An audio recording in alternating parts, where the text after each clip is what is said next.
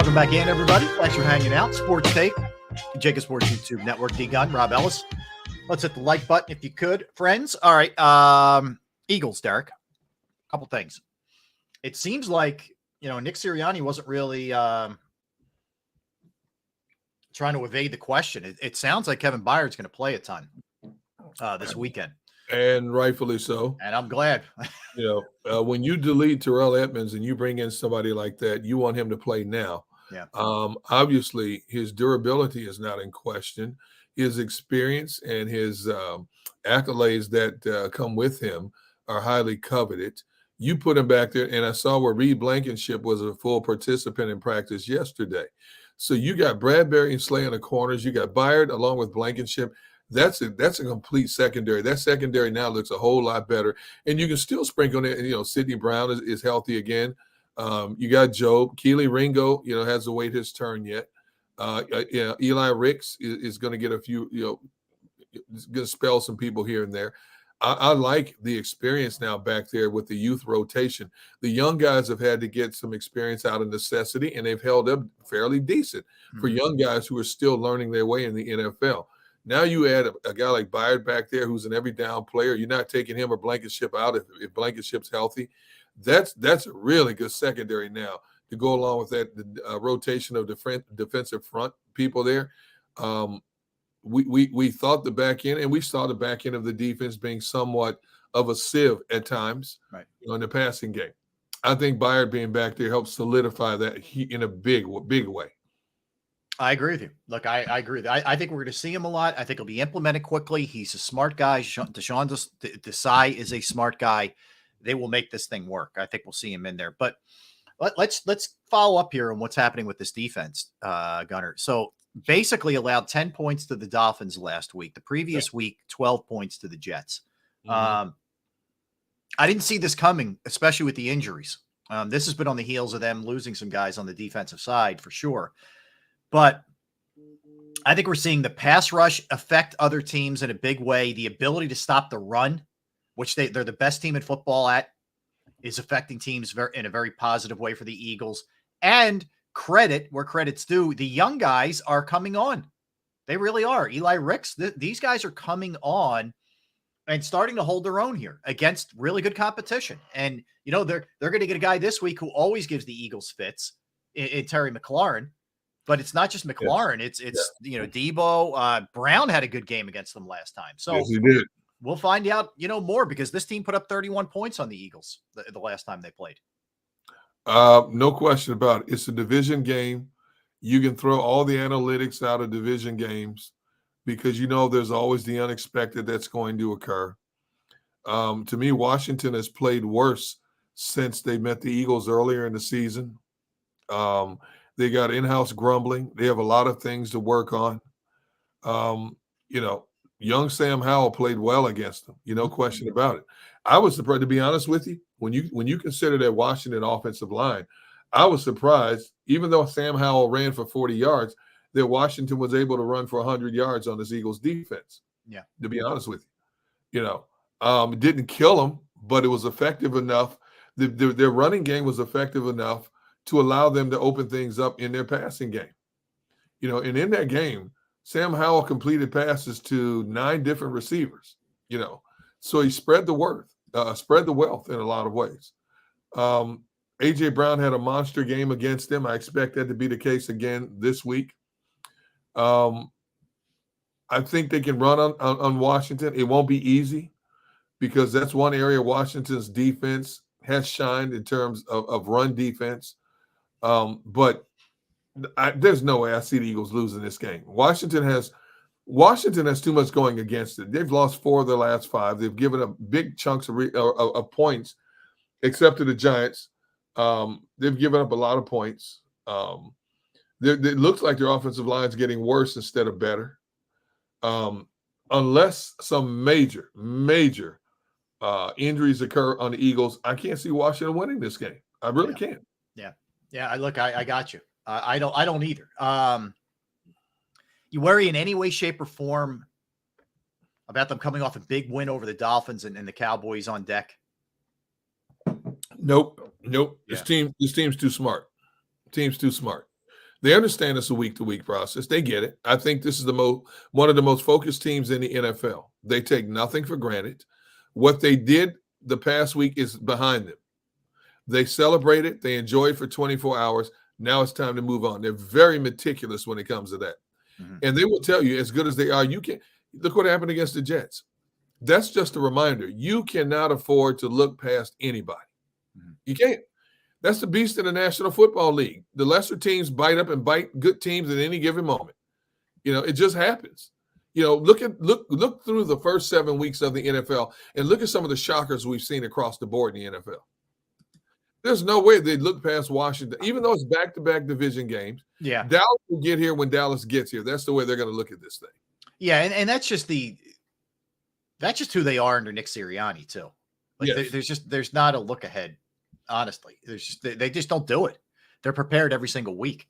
There's some great stuff from Jalen Hurts when he was mic'd up, basically saying, hey, they're all going to be praising us after we knocked off the Dolphins. We know not to, buy in any of that. Like he's so locked in. It's just awesome. He's always on point with that stuff. Look, we've talked a lot about it, Derek, what AJ Brown's doing. He had a big game against Washington last time. So AJ, against Washington last time around, 9 catches, 175 yards, a couple of touchdowns. Season, 52 catches, 809 yards, 15.6 average. The offensive player of the week in the NFC. He's averaging 115 yards per game.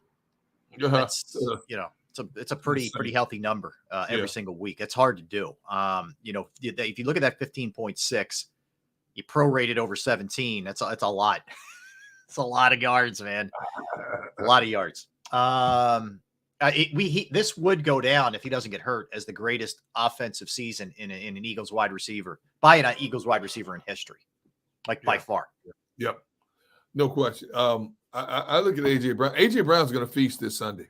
Yeah, and there's nothing that Washington's secondary can do about it. No matter how they try to scheme him, he's going to feast on that defense. Now that we've seen Dallas Goedert for 2 games now, more implemented into the offense, how does he figure into it? Because I don't think Washington has a linebacker that can stay with Goddard. Devontae Smith is going to get his. This Washington defense is going to be reeling. It's going to be on its heels. And I wouldn't be surprised the Eagles win this game by at least 10 points, to be honest. It's a division game. There's going to be some moments that are going to be interesting in this game. But I think when you look at the quarterback's been sacked 40 times already this year. We can't emphasize this enough. In-house grumbling, they're ticked off. Now, one or two things is going to happen. Washington is going to be ticked off to the point where they could give the Eagles another game like they did in the past, or if the Eagles jump out on them early, let's say by 14 points or so, Washington is going to start unraveling, and then it's lights out. I agree. As Washington team shows up. If I'm Washington, I'm thinking, look, as bad as it is for us right now, we took this Eagles team to overtime before they won that game. We were right there with them. We can do it again if we just focus on playing football. Doesn't mean they're going to win, but we can give them heck all the way to the end, and let's see what happens from there. All right, Jack Del Rio on the tush push. Quote, they do it better than anyone else in the league right now. We'll take our shot at it. We hope to keep them out of those situations. The less tush push or whatever the heck it is that we line up against, the better. He has been a vocal detractor of it, doesn't think it's a football play, and has said repeatedly it should be banned from football. So we shall see. Like, here's what I don't think happens. I don't think Sam Howell goes 29 of 41, 290 yards, a touchdown, no interceptions, 98.6 passer rating. I don't see that happening. And I think 5 sacks, what they got the last time, is about right. Yeah, I agree. I think they're going to get to him a lot in this If game. the over-under is at 5, I believe they may exceed the 5, to be honest. I think they're coming. They realize whatever the Giants did, Eagles can do better. Yeah. Giants held that team to 7 points. Eagles have much better personnel across the board. So whatever the Giants did against them, Sean Desai, Matt Patricia, defensive coaches have to say, look, if the Giants could do this, And we even do something similar to what the Giants did. We got this game in the bag. Yeah. Now they're never going to come out and say that, but it's true. I mean, they sacked Howell 6 times. They held Washington to 78 yards rushing, 76 yards rushing.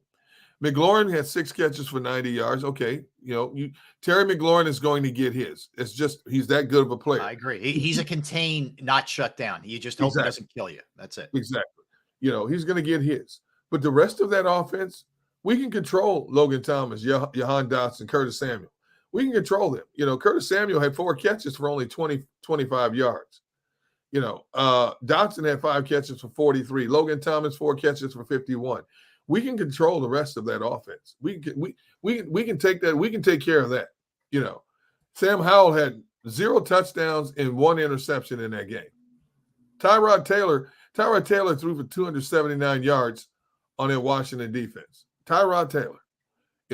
So we have Jalen Hurts. We have 2,000-yard receivers. We have one of the shiftiest running backs. We have one of the top 3 to 4 tight ends in the game today.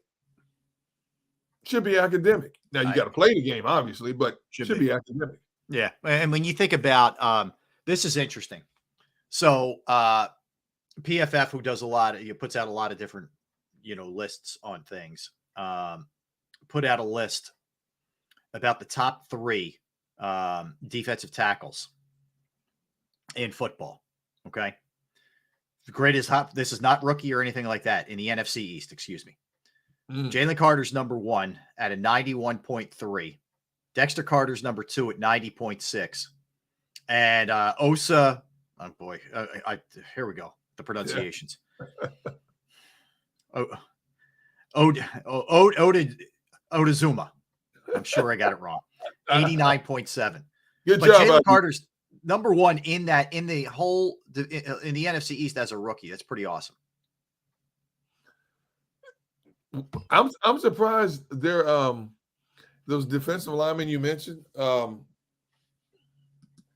Same again. The 3. No. Good try. I know exactly what you're up to. Good try. I'm not biting. I'm not one of your fish. Okay. No way. You are sneaky, man. Not even close. Am I trying that? The Dallas player.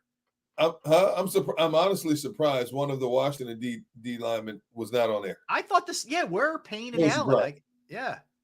Deron Payne, Jonathan Allen, neither one of them. I was surprised too. I'm shocked. Yeah. But let's face it, the NFC East has some of the best D linemen in the game. There's no question about that. That's one thing I'll give them credit for, and they shine each and every week in some way, shape, or form. Yeah, they do. That's why when it comes to trench warfare, and I'm already looking ahead. I hate to do this. I'm already looking ahead towards that Dallas game because I want to see this Eagles offensive line against that speed rush of Dallas's. And let's face it, Dallas is a speed rush defense. They're susceptible on the back end, but man, those front guys, they're active and they come after you. Yeah, they do. They do. Dallas takes on the Rams at home this week. That's who they have. And then, of course, the game you're referencing, which is week 9, that's at the Eagles at 4:25. That's the biggie. That's next week. Man. 4:25. That's look, at this point, man, I'll take a 4:25. It's better than a night game. That's the way I view it. I'm trying to be positive, D-Gun. Okay. I know. And somebody mentioned in the chat, and you're right. They do have another 1:00 game coming up against that could get flexed. They better not flex that game. There's no need to flex that game. I don't think it will, but it could get flexed. I don't think it will. Arizona. Why would they put the Eagles against the worst team in the NFC? Well, maybe second. The only reason it would have any meaning is if the Eagles are trying to get home field or something like that. It's seeding is the only thing. Arizona's going to be way out of it. It's going to come down to. It's not going to happen. There's going to be too many other attractive matchups that they're going to. There's too many other big matchups. I agree. And as much as the networks like to show the Eagles, that game means nothing. Well, it might. You're right. It might in terms of division jockeying for a position. Right. But the matchup itself is a dud. It's a dud. It's a dud. And nobody nationally cares about Jonathan Gannon taking on the Eagles. Who cares? Yeah. It's something here. Nobody cares nationally. Yeah. The 1-14 Arizona Cardinals against the double-digit win Eagles. No. No, I agree. Look, I agree. I think we're fine there. I think we're fine with that one. And that that's for sure. that last game of the season could be a 1:00 game also. Could be. Yeah, that's a TBD. They don't even have a time in for that one yet. Yeah. And that might not mean anything either. Like, I think the Giants are going to be out of it, but again, it could. Eagles may have to win it to get a 1 seed or something like that. Like, that's the only scenario. The other guy, interestingly enough, who had a big game against Washington last time, Nick Morrow. I mean, he might have the game of his career. He had 3 sacks and 11 tackles in that game. Yes. I don't see that happening again, but props to him. He played very well. You know what? I expect him to play well. I expect Cunningham to play well when he gets in there. I expect the Eagles across the board to play well. I don't think we'll be sitting here with our mouths hanging open on Monday. Another Jets repeat. I don't see the Eagles coughing up the ball like that, like they did against the Jets, or like they did against Washington last year. This coaching staff is very good at bringing up points to something that may have happened recently or the last time we played them. Mm-hmm. Let's go back to last season. Sirianni loves to put these video montages together of things that happened.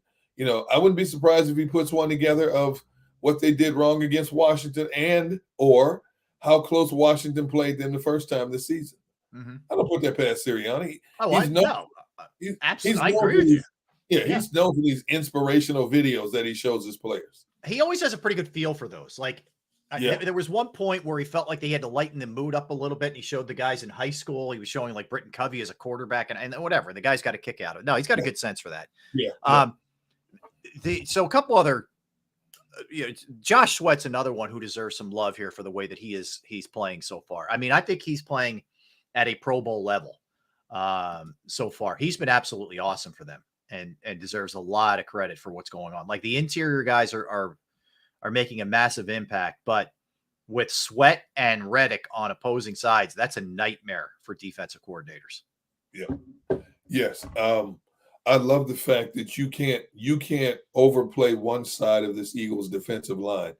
Usually you look at Kansas City. They started in with trying to find out where Chris Jones is every down. Mm-hmm. With the Eagles, across the board, Josh Sweat having a good year. Reddick is starting to really come on after he got that cast off his hand. Those 2 D tackles are collapsing offensive lines left and right. Yeah, you have to play man up, straight up. You can't cheat. There's no cheat sheet for this Eagles D line. Right. You can bring in Brandon Graham sporadically. You still have Fletcher Cox to deal with. Across the board, this defensive line is a nightmare.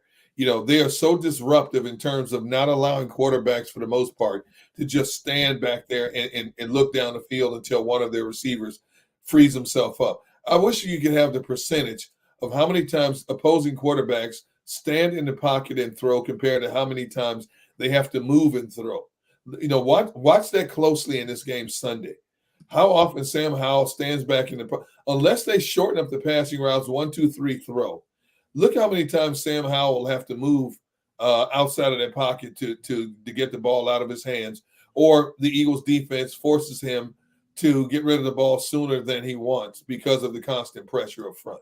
Well, you're right, Derek, and that's the thing. What do you take away? Like, if you're going to key on trying to protect the edges, man, the interior guys are going to kill you, right, and vice versa. Absolutely.